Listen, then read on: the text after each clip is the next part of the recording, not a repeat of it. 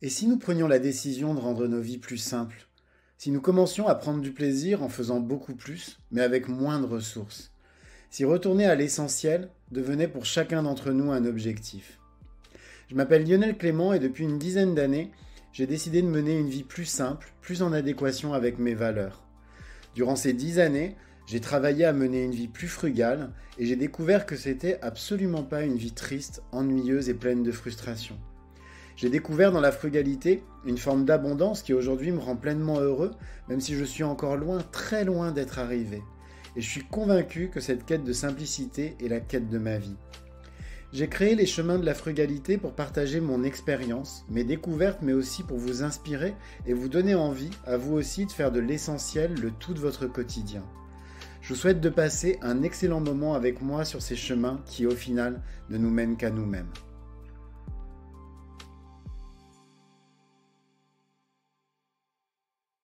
On n'imagine pas à quel point les professionnels du marketing ont réussi à intégrer des produits complètement inutiles dans notre quotidien. Pour travailler dans le marketing depuis plus de 15 ans maintenant, je réalise que sous prétexte de vendre, nous avons créé des besoins autour de produits qui non seulement ne servent à rien, mais ont également un impact négatif tant sur notre santé que sur notre environnement. Dans cet épisode, je vais vous parler de certains de ces produits et vous allez voir que vous les connaissez tous. Vous les achetez certainement parce que vous les trouvez très pratiques, alors que leurs alternatives faites maison sont tout aussi simples et rapides à fabriquer et surtout beaucoup plus saines. Sans oublier que vous économiserez aussi beaucoup d'argent. Bref, vous pourrez expérimenter à quel point la frugalité est synonyme de richesse, de goût et non de privation. Les 4 produits dont je vais vous parler vous font tous la même promesse, celle de vous faire gagner du temps. En gros, il vous suffit, plutôt que de perdre de précieuses minutes, voire des heures, à essayer de faire des choses à l'ancienne avec vos petites mimines, d'ouvrir un paquet pour avoir un produit équivalent, voire meilleur. Autant vous dire que c'est complètement absurde. Globalement, vous ne gagnerez pas de temps et vous générerez en plus de nombreux déchets qui auraient tout à fait pu être facilement évités. Quant à la promesse du goût, elle ne tient malheureusement pas non plus la distance.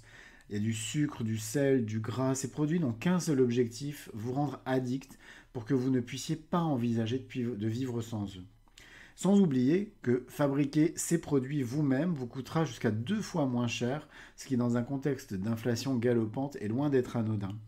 Le fait main est non seulement meilleur, mais également beaucoup plus économique. Le produit numéro 1, c'est les pâtes à tarte toutes prêtes. Qu'elles soient brisées, sablées, sucrées ou encore feuilletées, je n'en peux plus de réaliser à quel point elles se sont démocratisées dans les cuisines. Pourtant, fabriquer une pâte à tarte, ça ne prend vraiment pas beaucoup de temps. Moins de 5 minutes pour une pâte brisée ou une pâte sablée par exemple. Quant à la pâte feuilletée, certes, elle prend un petit peu de temps à être réalisée, mais elle se congèle également super bien. Personnellement, j'en fabrique toujours beaucoup plus pour en avoir en permanence disponible dans mon congélateur. Ces pâtes industrielles, elles posent en effet plein de problèmes. Premièrement, elles sont suremballées et elles occasionnent donc plein de déchets. Entre 2 et 3 emballages successifs par pâte. Bref, c'est juste incroyable. Et ça, même dans leur version bio. Deuxièmement, les ingrédients qui les composent ne sont pas sains. Il y a de l'huile de palme, il y a de l'alcool, de la fibre de chicorée. Et encore, ce que je vous dis là, c'est vraiment pour les plus grosses marques. Je vous laisse aller regarder sur Internet le détail des ingrédients qui composent les pâtes à tarte. C'est juste flippant.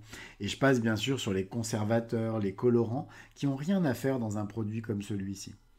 Troisièmement, même les pâtes industrielles les plus chères ne sont pas bonnes en fait. Alors que vous pouvez vraiment vous amuser à créer des pâtes délicieuses en mélangeant des farines différentes, des huiles différentes, etc.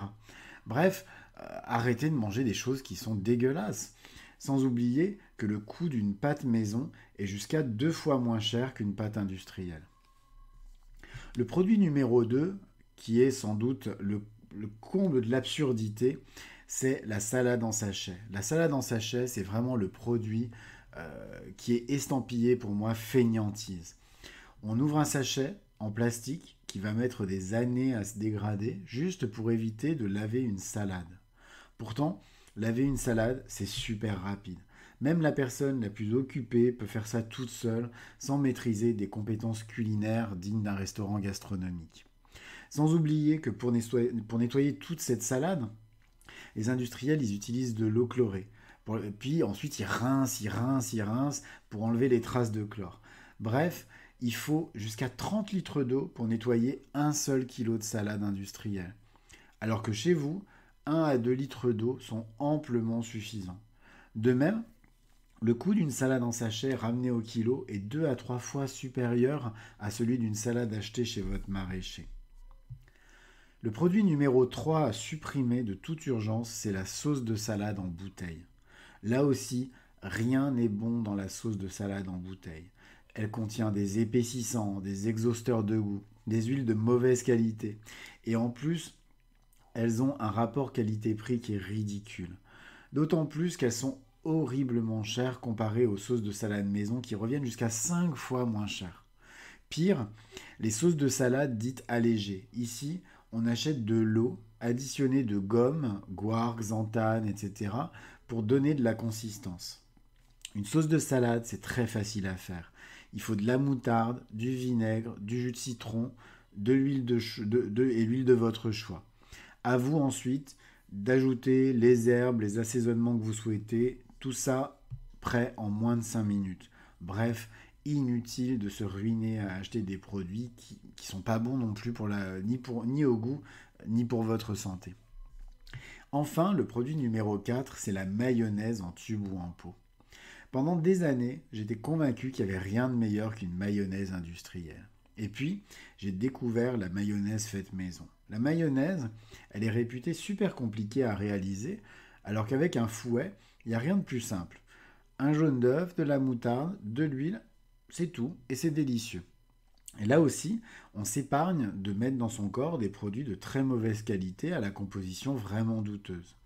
Cerise sur le gâteau, à partir d'une simple mayonnaise, on peut réaliser énormément de déclinaisons en fonction des herbes et des épices que vous allez mettre à l'intérieur pour assaisonner votre mayonnaise. Par exemple, moi j'adore ajouter dans ma mayonnaise un petit peu de sauce harissa faite maison, ce qui me permet d'avoir une sauce, par exemple, type samouraï, délicieuse et super saine. Bien entendu, il y a plein de produits semblables à ces quatre-là. Faire le choix d'aller vers une vie plus frugale, c'est aussi retrouver le plaisir du fait maison et la satisfaction de mettre dans votre corps surtout des aliments dont vous connaissez à la perfection la composition. C'est vraiment une question même de respect de soi. C'est à cette seule condition qu'on pourra réellement reprendre le pouvoir sur nous-mêmes d'ailleurs, pour commencer, et puis aussi sur notre alimentation. Cet épisode des chemins de la frugalité est maintenant terminé. Comme d'habitude, je vous invite, si vous aimez mon podcast, à vous y abonner et à lui mettre 5 étoiles sur votre plateforme de podcast préférée. Ça m'aidera beaucoup à bien le référencer. Vous pouvez même laisser un commentaire, ça c'est vraiment la cerise sur le gâteau.